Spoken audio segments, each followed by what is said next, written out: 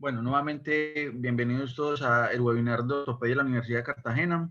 Mi nombre es Julián Gómez, soy residente de, no sé si sea segundo año ya, del programa aquí en la Universidad de Cartagena, y hoy tenemos el placer de presentar al doctor Juan Gabriel Jaramillo Gómez, que es médico y cirujano de la Universidad Pontificia Bolivariana, ortopedista de la Universidad de Cartagena y cirujano de pie y tobillo de la Universidad Pontificia Bolivariana en el asocio con Imbanaco en la ciudad de Cali. Entonces, profe Juan Gabriel, bienvenido al webinar de ortopedia. Muchas gracias por compartir con nosotros y lo dejo para que empecemos con el tema. Listo, ¿me escuchan? Profe, se le escucha perfecto. Bueno, muchas gracias por la invitación. El día de hoy, entonces, vamos a hablar un poquito de luxofracturas de Lisfranc. Es un tema extenso, que, así como vemos en este horizonte, es un tema amplio el que se puede hablar a lo ancho y a lo largo, y ejemplo de esto son los diferentes casos que les voy a mostrar a continuación. Esta, por ejemplo, es una paciente que a pesar de múltiples consultas al servicio de urgencias, siempre se daba de alta porque tenían dudas era con el material de osteosíntesis en el quinto metatarsiano. Sin embargo, tenía una luxofractura, una lesión de Lisfranc de baja energía. Este otro paciente ya con una lesión más evidente, en donde hay una combinación importante de los metatarsianos a nivel de su base y de las cuñas. Y este otro paciente que nos puede pasar desapercibido en una radiografía inicialmente, sin embargo, luego de llevarlo a cirugía, pues nos encontramos con esta inestabilidad multidireccional, en donde habían componentes ligamentarios involucrados. Todos estos casos fueron ampliamente discutidos, analizados e intervenidos a lo largo de este periodo, pues, de mi formación acá en cirugía de pie y tobillo, con el doctor Gessner y con el doctor Ramírez. Bueno, entonces el contenido de la charla, pues entonces lo primero que voy a hacer es hablar un poquito de las generalidades, un poquito de cifras y cuál es la importancia de la lesión, de su diagnóstico oportuno y de que no pasen desapercibidas. Hablar un poquito de la anatomía, de los mecanismos de trauma que están descritos actualmente. En cuanto a la clasificación, también voy a abordar algunas palabras y de cómo a través de la historia se han intentado dar clasificaciones. Sin embargo, por el amplio espectro de las lesiones es imposible intentar como categorizar todas. Sin embargo, se han hecho esfuerzos y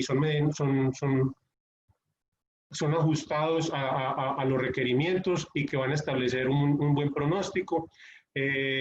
Los métodos diagnósticos a los que nosotros podemos recurrir en el momento de que estamos sospechando una lesión, ya sea de baja o de alta energía, y posterior a esto, pues hablar un poquito del manejo, tanto para las lesiones de bajo grado, de baja energía, como las lesiones de alta energía. Entonces, lo primero es entender que la articulación de Lisfranc es el complejo articular tarso-metatarsiano, que son lesiones relativamente poco comunes, sin embargo, relativamente poco comunes en comillas, porque cada vez con el advenimiento de nuevas técnicas quirúrgicas, de nuevas técnicas diagnósticas, pues vienen apareciendo diagnósticos que antes pasaban desapercibidos.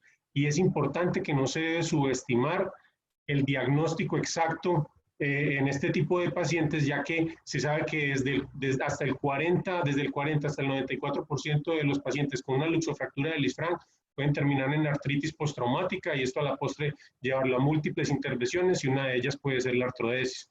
En cuanto al espectro de las lesiones, entonces tenemos en cuenta que es una lesión que va a estar ubicada a nivel de las bases de los 5 metatarsianos y de las articulaciones con sus respectivas cuñas y con el cuboides, y que básicamente compromete lo que es el ligamento de Lisfranc. Lisfranc, entonces, un poquito de historia, fue un cirujano francés que sirvió al ejército de Napoleón, discípulo del doctor Dupuytren, también célebre y ampliamente conocido, pues, por los que rotamos en el servicio con el doctor Simancas, que lo nombraba, pues, la patología a manera repetitiva. Y lo que pasa con el doctor Lisfranc fue que describió una amputación que implica la articulación de tarsometatarsiana, secundaria a una lesión vascular ocurría cuando un soldado se cayó de un caballo con el pie atrapado en el estribo. Acá en la imagen de la derecha vemos el busto pues, del cirujano Jacques Lisfranc en el cementerio de París. Y esto es lo que básicamente él describía, cómo el paciente, luego de un estrés, después de haber sometido a un paciente a una fuerza restrictiva por el estribo, pues describió la amputación a este nivel. Tenemos que entender entonces que las fracturas de Lisfranc son resultado o de fuerzas de alta energía o de baja energía. Generalmente un tercio es resultado de fuerzas de baja energía y 2/3 resultado de fuerzas de alta energía, y esto traducido en accidentes automovilísticos, accidentes de trabajo, caídas de altura. Sin embargo, las lesiones del medio pie de baja energía están ampliamente englobadas dentro de las lesiones deportivas, y dentro de ellas pues cada vez viene redundando más la estadística de las cifras de los jugadores de fútbol americano, que en este momento hay cifras donde establecen que hasta el 4% de los jugadores de las lesiones son reportadas por jugadores de fútbol americano. Un poquito más de cifras, ocurren hasta en el 1 de cada 55,000 personas cada año, corresponde aproximadamente al 0.2% de todas las fracturas. Casi el 20% de estas las lesiones son mal diagnosticadas o pueden pasar desapercibidas en la primera evaluación radiográfica cuando el paciente no lo encontramos en urgencias. Sin embargo, con el advenimiento de las nuevas técnicas diagnósticas, probablemente estas cifras diagnósticas han mejorado y cada vez se van pasando menos esas lesiones de Lisfranc que terminan siendo olvidadas. Hablando un poquito de anatomía, entonces tenemos que entender que la estructura del arco plantar está conformada por un conjunto de elementos óseos y ligamentarios que se combinan para añadir un soporte estructural al arco transversal. Y es básicamente esos 9 huesos compuestos por los 5 metatarsianos, las 3 cuñas y el cuboides. Y como tal, esto está descrito como el complejo articular tarso-metatarsiano, que es lo que representa la línea divisoria entre el medio pie y el antepié, y este es un esquema de lo que puede pasar allí. Sin embargo, hay que entender que hay relaciones óseas que contribuyen a la estabilidad intrínseca de la articulación tarso-metatarsiana. La primera es esa forma trapezoidal de la base del tercer metatarsiano, de la base de los 3 primeros metatarsianos, mediales, y de las cuñas asociadas. Eso produce un arco que sea un arco estable, una forma de un arco romano. Y tenemos que entender que la piedra angular de ese arco transversal, de ese arco romano, es el segundo metatarsiano que está empotrado en las cuñas y está ocupando 8 milímetros proximal a la cuña medial y 4 milímetros proximal a la cuña lateral. Esto permite que hayan 5 estructuras estabilizadoras que articulan con el segundo metatarsiano, que como tal queda dentro de una mortaja, mejorando así la estabilidad de este complejo óseo. Acá vemos una imagen donde vemos cómo el segundo metatarsiano queda ubicado dentro de una mortaja creada por el tercer metatarsiano, las 3 cuñas y el primer metatarsiano. De Palma, entonces, siguiendo con la anatomía, De Palma organizó los ligamentos por sus grupos dependiendo según su curso y su ubicación.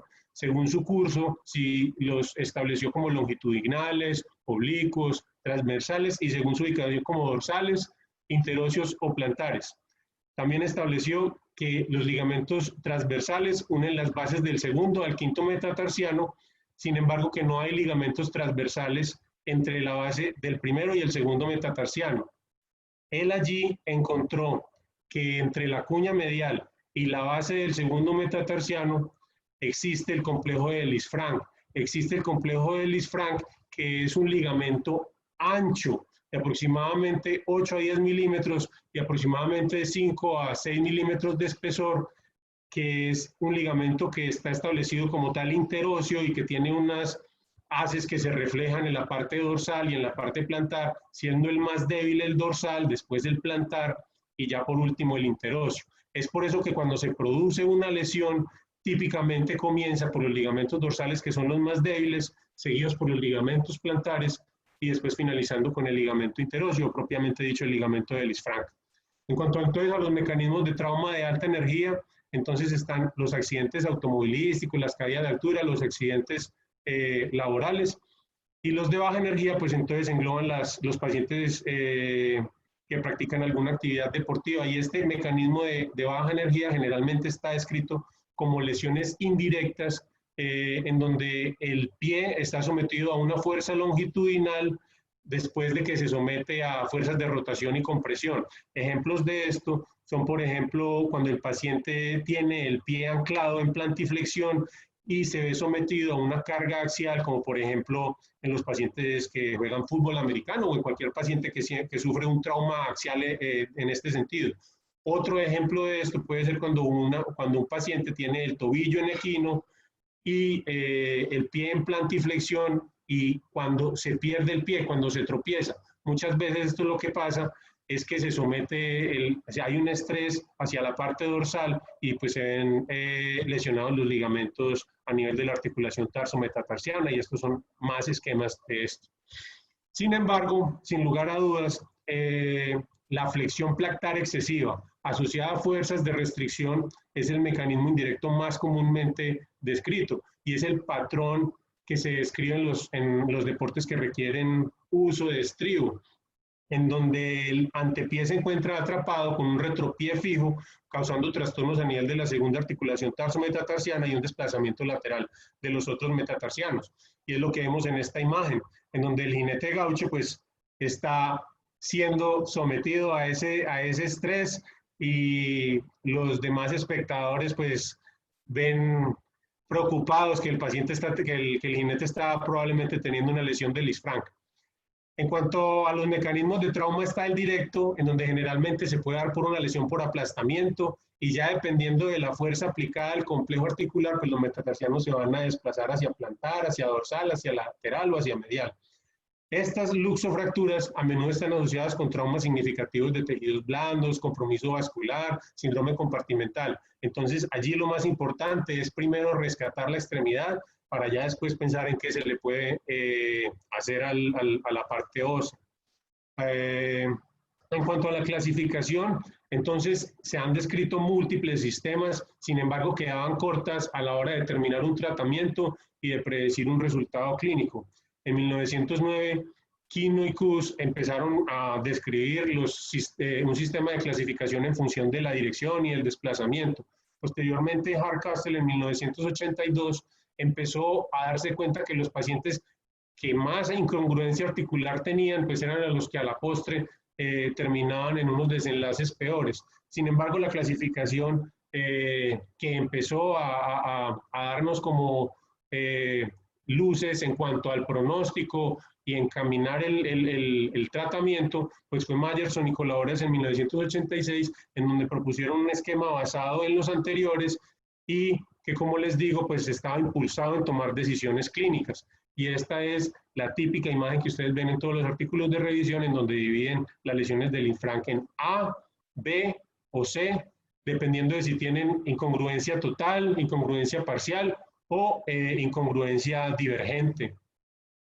Luego de esto, entonces, Myerson y Chiodo también intentaron desarrollar un sistema de clasificación columnar en donde le dio énfasis a la planificación y al restablecimiento anatómico de las diferentes columnas, hablando de que la columna medial estaba configurada por la primera articulación tarso-metatarsiana y la articulación navículo-cuneiforme medial. La columna central ya incluye las articulaciones segundo y tercer metatarsiano con sus cuñas correspondientes y el hueso navicular, y ya la columna lateral está constituida por el cuboides y el cuarto y el quinto metatarsiano. Este es como un esquema de lo que ellos describieron, en donde en rojo ven la columna medial, en verde la columna central y en amarillo la columna lateral. Sin embargo, todos esos sistemas estaban dejando por fuera esos pacientes que tenían unas lesiones deportivas de baja energía, en donde no había un desplazamiento significativo. En el 2002 entonces, Nunley y Bertullo pues desarrollan un sistema de clasificación para los pacientes que tienen este tipo de lesiones, y lo dividen en estadios 1, estadios 2 y estadios 3, Los estadios 1 eran pacientes que tenían un dolor en el complejo de Lisfranc, sin embargo, con hallazgos radiográficos negativos. El estadio 2 había una ligera diastasis de aproximadamente 1 a 5 milímetros, pero no había pérdida del arco plantar. Y ya en los estadios 3 había una diastasis importante de más de 5 milímetros y además había un aplanamiento del pie. Y este es un esquema de lo que puede pasar en esta clasificación, en donde en el primero, en el estadio 1, pues hay una diastasis, hay un esguince del ligamento de Lisfranc, pero no hay una diastasis significativa. Ya en el estadio 2 hay una diastasis de aproximadamente de 2 a 5 milímetros, donde ya hay una ruptura ligamentaria, pero no se ha perdido el arco plantar. Y ya en el estadio 3, pues entonces lo que nos vamos a encontrar es que hay una ruptura ligamentaria y aparte de eso hay un aplanamiento en el arco plantar. Ya habiendo tenido la sospecha, ya habiendo sabido la clasificación, pues entonces nosotros vamos a empezar con el diagnóstico. Entonces lo primero es saber que los pacientes que tienen una lesión de alta energía pueden tener edema importante en todo el medio pie, van a haber deformidades con signo de brecha, que es esa inestabilidad que usted palpa y que es evidente. Puede haber aplanamiento del pie y tenemos que recordar en este momento que la bóveda plantar está sostenida por estructuras dinámicas y estáticas. Las estáticas son los huesos, como ya les hablé, las cápsulas articulares, y los dinámicos son los ligamentos, como pueden ser el ligamento deltoideo o el ligamento spring, que es el calcáneo navicular plantar, y los músculos, como son el tibial posterior o el peroneo largo y los plantares, entre otros. Además de eso, pues entonces tenemos que evaluar en estos pacientes de alta energía las lesiones de tejidos blandos asociados. En los pacientes de baja energía es importante y siempre nos hacen énfasis en que debemos evaluar la presencia de equimosis plantar, el signo de Mondor. Siempre que un paciente tenga equimosis plantar, nosotros ya tenemos que estar pensando en que hay algo allí ligamentario, ya sea en el Chopard, ya sea en el Lisfranc, pero tenemos que prestarle interés a ese paciente y tenemos que evaluar clínicamente y radiológicamente con mucho más juicio. Van a ver en estos pacientes también dolor a la palpación, también el paciente no va a poder poner, va a ser incapaz de ponerse en punta de pies, también podemos encontrar el signo de la tecla, y las maniobras dolorosas de abducción y pronación pues van a estar positivas.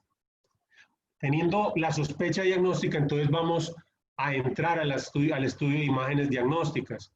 Este es un artículo que encontré del 2018 de radiología, en donde hablan de qué es lo que encontramos en una radiografía normal y qué es lo que encontramos en una radiología patológica. En las radiografías normales, entonces nosotros tenemos que encontrar que hay una adecuada alineación de los bordes mediales del segundo metatarsiano y la segunda cuña, y del tercer metatarsiano y la tercera cuña. También debe haber una alineación de los bordes laterales del primer metatarsiano y la primera cuña. Y el gap entre la primera y la segunda cuña debe ser de menos de 2 milímetros, como vemos en las imágenes de la derecha. En los pacientes que tenemos la sospecha, debemos intentar someterlos a una radiografía con estrés, una radiografía con apoyo, en donde si vemos que hay una diastasis mayor de 1 milímetro entre el primer metatarsiano y el segundo metatarsiano, ahí ya hay una lesión inestable de Lisfranc. También debemos evaluar que puede haber una diastasis de más de 1 milímetro entre la primera y la segunda cuña. También podemos evaluar que pueden establecerse diastasis de hasta 2 milímetros entre la primera cuña y el segundo metatarsiano, y el step-off cortical medial entre el segundo metatarsiano y la segunda cuña. Hay un signo descrito por Myerson que es el signo de la mecha. Siempre que encontremos ese fragmento óseo entre la cuña medial y el segundo metatarsiano, ya sea proximal en la cuña medial o distal en el segundo metatarsiano, siempre tenemos que diagnosticar, o siempre tenemos que sospechar una lesión de Lisfranc. En las radiografías oblicuas normales también tenemos que tener en cuenta que los bordes laterales van a estar alineados del segundo metatarsiano y de la segunda cuña, y del tercer metatarsiano y la tercera cuña. Y el cuarto y el quinto metatarsiano pues van a estar alineados siempre con el cuboides, como vemos en la imagen de la derecha. Las radiografías laterales normales lo que vamos a evaluar es que no haya un escalón, un step-off dorsal. Siempre esa línea debe continuarse, como es la imagen de esa línea roja que vemos allí en la imagen de la derecha. El ángulo talo-metatarsiano debe ser menor de 10 y tenemos que hacer énfasis en que la cortical plantar de la primera cuña debe ser dorsal a ese quinto metatarsiano. Si no, estamos viendo un paciente que tiene probablemente un pie plano y entonces eso podemos sospechar en que ese pie plano sea producto de una lesión del isfrán. Otras radiografías que podemos utilizar, sobre todo en el servicio de urgencias, cuando no tenemos la tomografía o la resonancia tan a la mano, son las radiografías en estrés y se deben hacer en pronación y en abducción, y eso lo que nos va a permitir es identificar inestabilidades dinámicas, inestabilidades en donde en la radiografía inicial AP no se ve, pero que después sometida a estrés en pronación y abducción, pues vamos a encontrar que hay un desplazamiento lateral de los metatarsianos, como vemos en esta imagen, en donde el paciente en una primera radiografía vemos que si hay ligeramente un desplazamiento con respecto al segundo metatarsiano y la segunda cuña, ya después sometido el paciente a un test en estrés, pues vamos a ver cómo hay un desplazamiento mayor de los metatarsianos y el gap entre las cuñas también se aumenta. A propósito de esto, pues hace poco hubo un curso de pie y tobillo en donde Myerson habló pues a lo largo de un fin de semana y puso a múltiples expositores en todo pues a nivel mundial, y me llamó la atención un artículo que publica o que va a publicar unos autores chilenos, Jorge Filippi, en donde hablan de que este tipo de radiografías pues está cambiándoles el flujograma diagnóstico en esos pacientes con lesiones sutiles del isfrán, y están primero haciendo esto que pasando a una resonancia. Entonces, para concluir en cuanto al estudio de imágenes, pues entonces las radiografías AP son la proyección que mejor van a demostrar la mala alineación de la primera y la segunda articulaciones tarso-metatarsianas. Las oblicuas a 30 grados nos van a hablar de una incongruencia a nivel del tercer y cuarto metatarsiano. Y las laterales, pues vamos a ver desplazamientos plantares o dorsales. Ya hablando de otros métodos diagnósticos, pues entonces la tomografía axial computarizada nos va a servir para esas lesiones de baja energía, también nos va a permitir identificar la mala alineación y fracturas sutiles, esos pacientes que tienen ese signo de la mecha positivo descrito por Myerson, pues este estudio tomográfico pues nos va a permitir tipificar mejor, visualizar con claridad mejor la anatomía ósea, y en las fracturas conminutas y articulares pues evaluarlas, definirlas y establecer un plan terapéutico, como vemos en esta imagen en donde hay un signo de mecha positivo, y en la tomografía pues se confirma y se puede evaluar las dimensiones de ese fragmento. En cuanto a la resonancia, pues entonces tenemos que está establecida que se debe hacer para lesiones de baja energía, en donde hay unas radiografías normales con una alta sospecha, permite diagnosticar avulsiones y principalmente edema óseo y lesiones ligamentarias,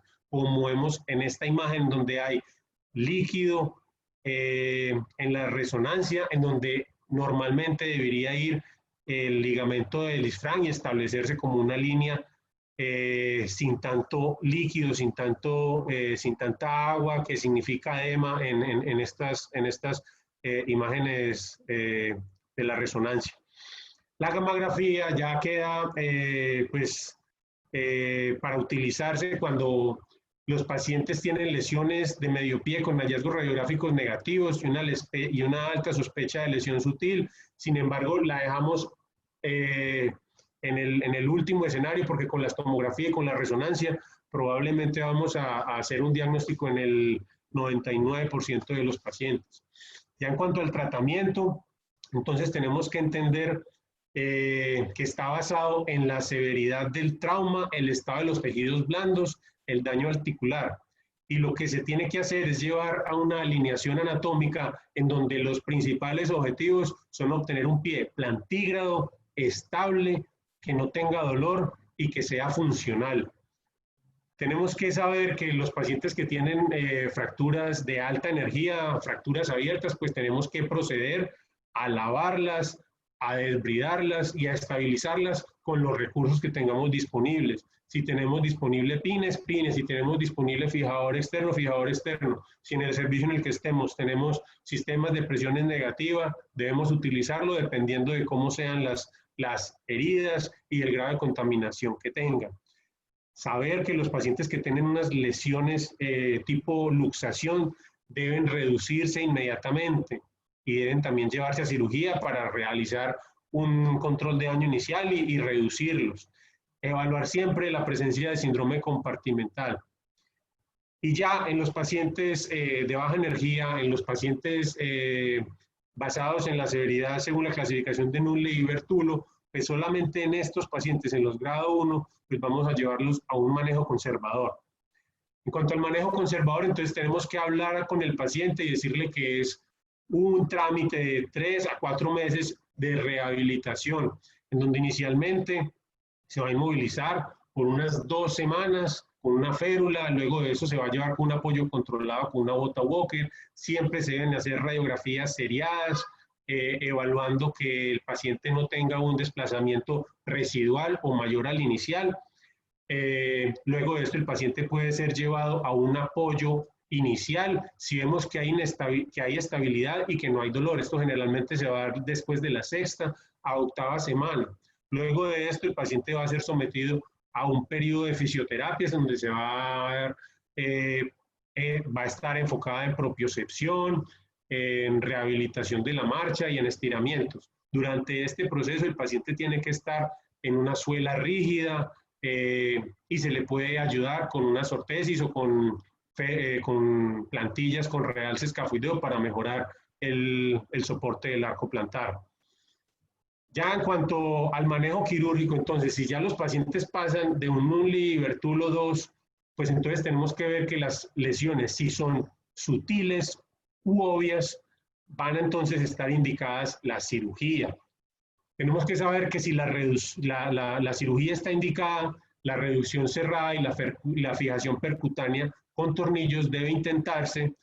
Sin embargo, si la reducción es cuestionable, y esto puede pasar debido a que se pueden interponer tejidos blandos o inclusive fragmentos óseos, la reducción abierta siempre debe realizarse porque se debe garantizar que se dé una reducción anatómica. Como tal, los tornillos de fijación siguen siendo la técnica de fijación tradicional, es y hasta ahora sigue siendo la técnica del caballito de batalla de todo el manejo de los pacientes con luxofracturas de Lisfranc, ya sean de 3.5 o de 4.0, canulados o sólidos, retrógrados o anterógrados. Sin embargo, es el caballito de batalla y es lo que principalmente debemos asegurar cuando vamos a llevar a un paciente a osteosíntesis. Tener en cuenta que el tiempo de la cirugía va a depender de los tejidos blandos y es por esto que nosotros sabemos que los pacientes con lesiones de Lisfranc y lesiones de tejidos blandos se pueden llevar o espaciar esa osteosíntesis o ese manejo quirúrgico definitivo hasta 6 semanas con buenos resultados. Inclusive hay series que publican buenos resultados con osteosíntesis después de 1 año de ocurrido el trauma y han tenido resultados exitosos. Sin embargo, la mayoría de los autores hablan de que se puede intentar una osteosíntesis antes de 4 meses. Si ya pasa 4 meses, ya sí es mejor pensar en artrodesis. Entonces, para los métodos de fijación, pues entonces están varios. Están los métodos de fijación con pines, están los tornillos, que como les dije es el caballito de batalla, están las placas dorsales, también está la fijación flexible, la fijación híbrida. Entonces, los pines, por ejemplo, entonces lo que pasa es que van a tener un mayor riesgo de infección y de migración. Los tornillos, entonces, tienen unas tasas de aflojamiento bajas y permiten un apoyo más rápido. Sin embargo, se sabe que el paso del tornillo a través de la superficie articular pues va a producir un daño del 2 al 5% del total de la superficie articular y este daño puede ser mayor debido a la lesión térmica. Entonces, cada vez se vienen utilizando más las placas dorsales, las placas puentes y debido a que cada vez más entonces se están utilizando para esas fracturas conminutas, con fragmentos óseos articulares y con lesiones ligamentarias totales. El otro método de fijación que existe y que con el advenimiento del tiempo se viene utilizando más frecuentemente son los sistemas de fijación flexible. En estos pacientes, los candidatos número uno son los pacientes con inestabilidad dinámica. En lo que se basan estos sistemas es que se coloca un sistema de sutura de anclaje a través de la base del segundo metatarsiano y la cuña medial, intentando imitar el ligamento de Lisfranc, y posiblemente se puede llevar también de la primera a la segunda cuña, intentando darle estabilidad también a ese espacio intercuneiforme. Estos sistemas lo que hacen es generar un micromovimiento que a la vez pues va a terminar generando una aceleración en la curación. Sin embargo, se sabe que en los pacientes con unas inestabilidades ligamentarias muy grandes, estos sistemas no van a brindar la suficiente estabilidad y probablemente no van a servir y van a necesitar sistemas de fijación híbrida con algún tipo de tornillos o placas. Los que abogan por este sistema de fijación flexible, pues entonces hablan de que permite una recuperación similar si de hecho hay un menor daño articular debido a que no se traspasa la superficie articular y que estos pacientes no requieren retiro. En este punto quiero mostrarles este artículo publicado el año pasado en donde comparan las lesiones sutiles de Lisfranc y comparan el manejo conservador versus el manejo quirúrgico con un tornillo de posición percutánea. Este estudio entonces fue un estudio retrospectivo de 61 casos, donde 41 pacientes fueron llevados a un tratamiento no quirúrgico y 20 pacientes fueron llevados a un tratamiento quirúrgico con un tornillo de posición percutánea y se evaluaron diferentes escalas funcionales.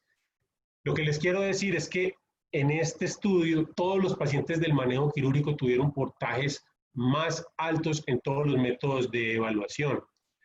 Y las complicaciones en el grupo de tratamiento no quirúrgico tuvieron mayor incidencia, principalmente en una diastasis secundaria, en rigidez articular posterior luego de 3 meses o en necesidad de artrodesis secundarias luego de haber desarrollado pues, una artrosis.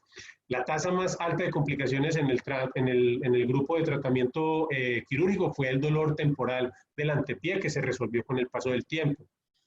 Entonces, este estudio pues, concluye que, o sugiere que el tratamiento quirúrgico con fijación percutánea y el uso de tornillos de posición son mejores, brindan mejores resultados que los tratamientos para las lesiones de Lisfranc con manejo conservador.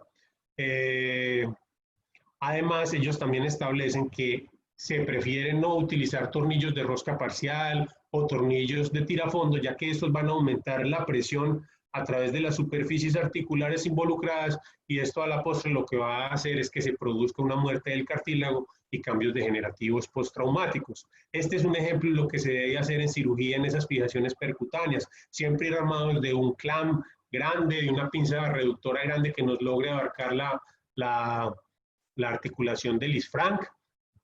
Acá siempre utilizamos el clamp de pelvis o unas pinzas pues grandes y luego una fijación con el paso pues de la guía y luego del tornillo.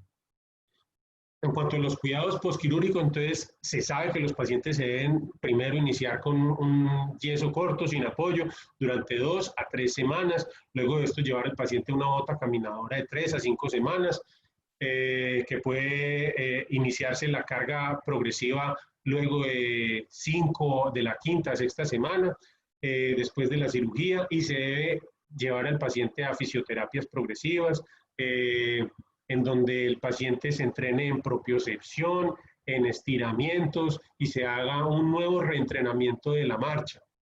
En estos pacientes, ya a partir del 3er mes, si todo va bien, si las heridas han sanado, el paciente se puede llevar al uso de zapato con suela rígida y se le puede ayudar con una férula con realce escafoideo que ayude al soporte plantar.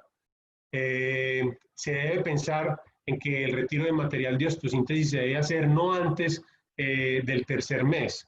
permitiendo que haya una adecuada cicatrización de los tejidos. Sin embargo, hay pacientes que luego de pasado este periodo, pues empieza a haber un aumento de la osteolisis a nivel del material de osteosíntesis, y esto lo que va a llevar es a una fatiga del material o a un aflojamiento. Entonces, por esto que siempre este periodo de 3 meses se debe evaluar.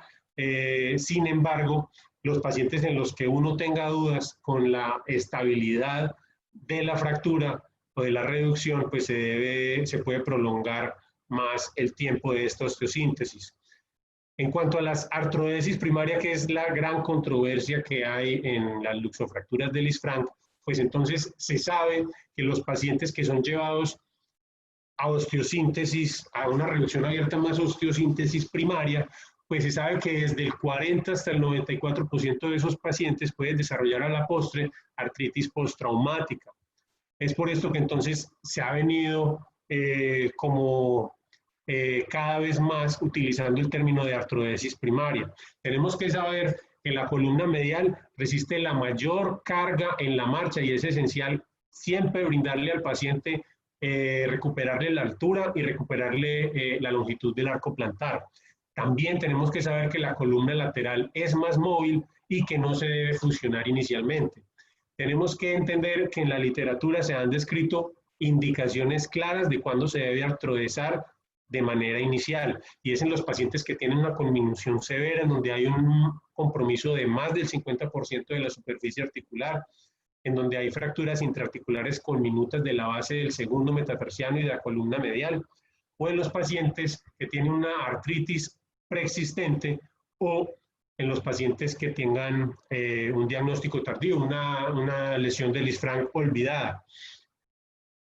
Los pacientes con lesiones ligamentarias masivas, con inestabilidades multidireccionales, pues entonces se viene planteando la posibilidad de artrodesis primaria. Sin embargo, los resultados todavía son muy debatidos y todavía no hay un estudio que establezca los patrones en los que los pacientes con lesiones puramente ligamentarias se deben beneficiar de una artrodesis primaria.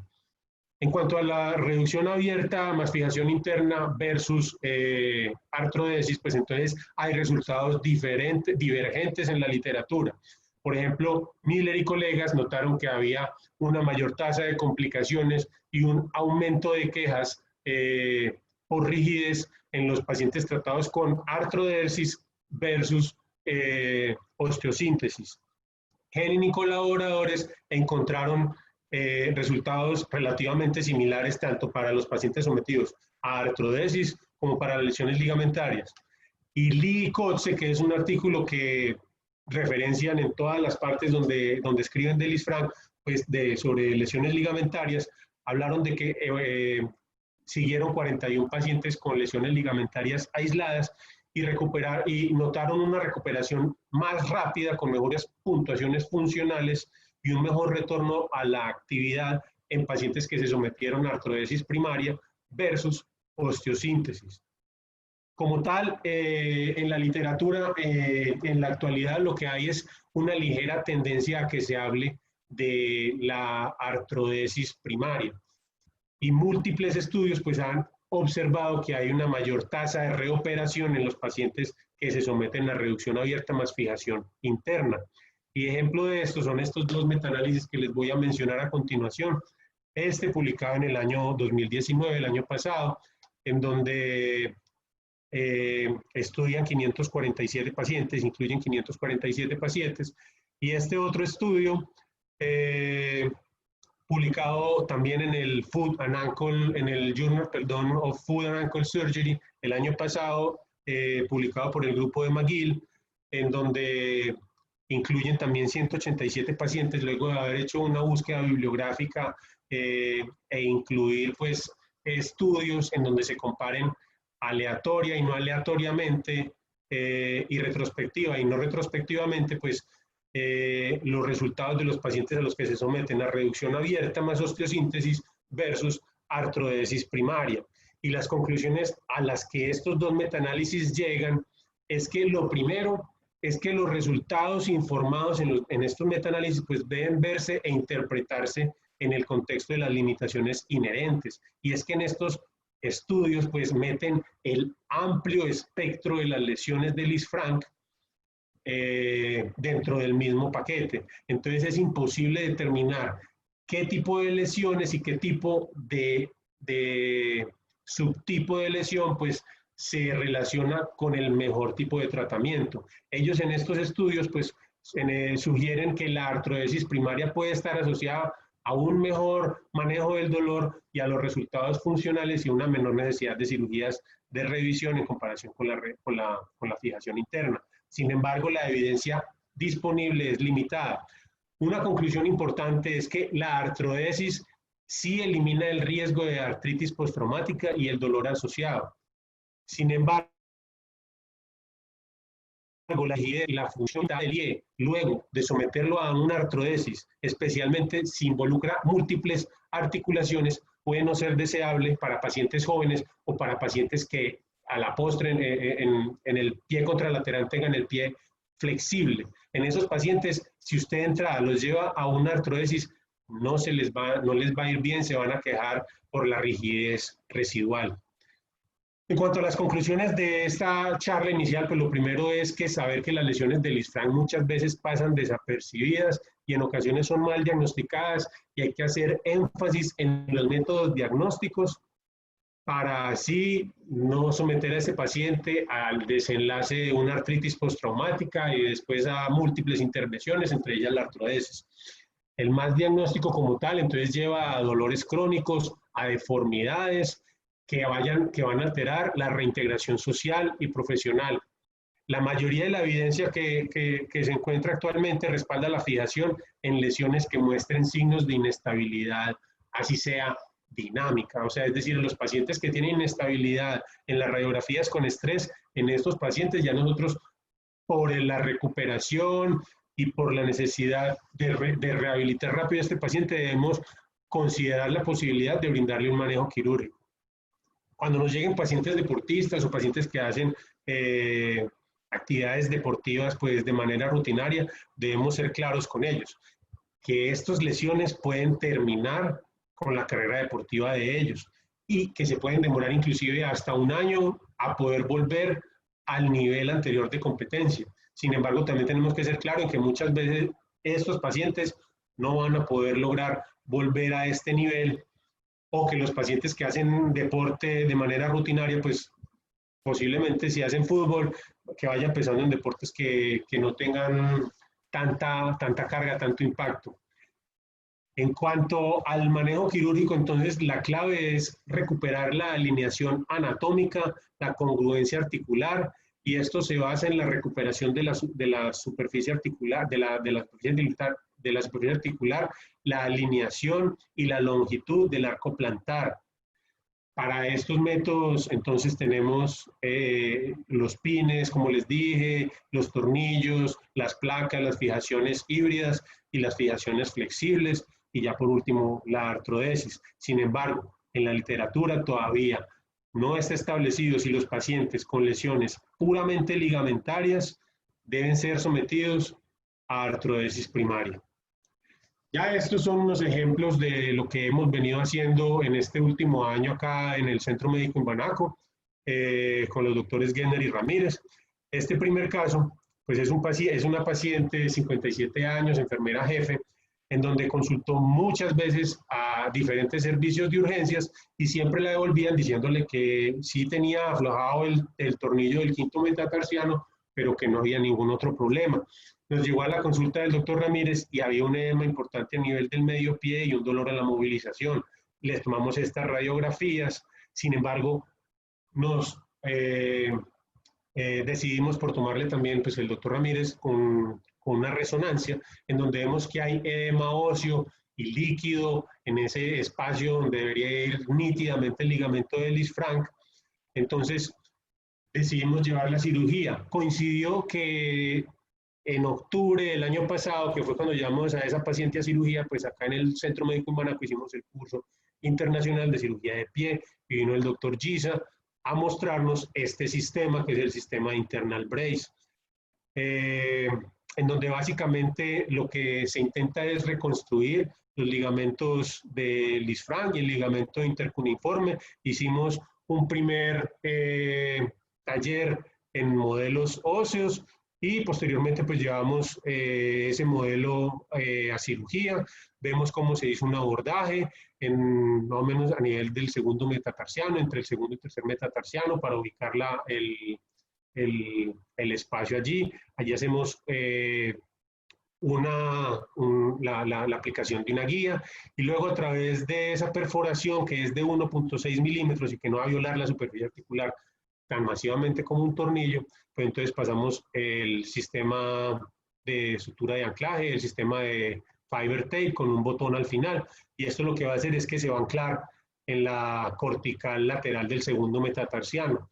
Luego, posterior a esto, pues entonces pasamos el fiber tape a través del túnel que hicimos y lo llevamos a la cuña medial, y allí, manteniendo tracción, pues entonces utilizamos un sistema de un tornillo de una suerte de tornillo de interferencia que sirve para fijar allí en la sutura de anclaje. En esta paciente vimos que había una inestabilidad a nivel de la articulación intercuneiforme, entonces por eso luego llevamos este mismo fiber tape a la segunda cuña, y allí nuevamente hicimos una perforación de aproximadamente 15 milímetros que nos diera, pues que nos sirviera para aplicar el sistema Swive Lock, se llama eso. Y estos son como lo que llevamos, lo que realizamos en cirugía. Y allí finalmente terminando de darle compresión pues al sistema. Estas son las radiografías a los 3 meses, donde vemos que la paciente no ha tenido una diastasis secundaria, el sistema permanece allí, permanece estable. A los 5 meses consultó por un dolor en la pantorrilla y se le realizó este otro estudio en donde vemos que está integrado el sistema de internal brace y hay una adecuada evolución. La paciente camina, al principio tuvo un poquito de edema residual, pero fue mejorando con el paso del tiempo. Este caso número 2 ya es un paciente que también vimos para esa fecha. Tenía una conminución importante del primer y segundo metatarsianos y de la primera cuña. Y en las imágenes tomográficas vemos que hay una conminución importante. Sin embargo, en otro corte vemos que hay un buen fragmento óseo del que nos valimos para realizar primero una reducción y disminuir ese desplazamiento plantar de ese fragmento.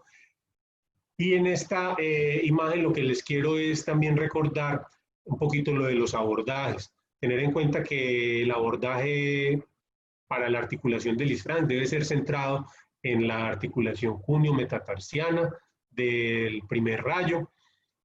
Siempre tenemos que evaluar la presencia del nervio peroneo superficial que va a pasar por allí, y después de allí van a haber diferentes intervalos musculares en los que nos debemos mover. También tenemos que saber que otro riesgo inminente es la arteria pedia y el nervio peroneo profundo. Sin embargo, esos son más hacia lateral y debemos llevárnoslo en el colgajo que rechazamos hacia lateral.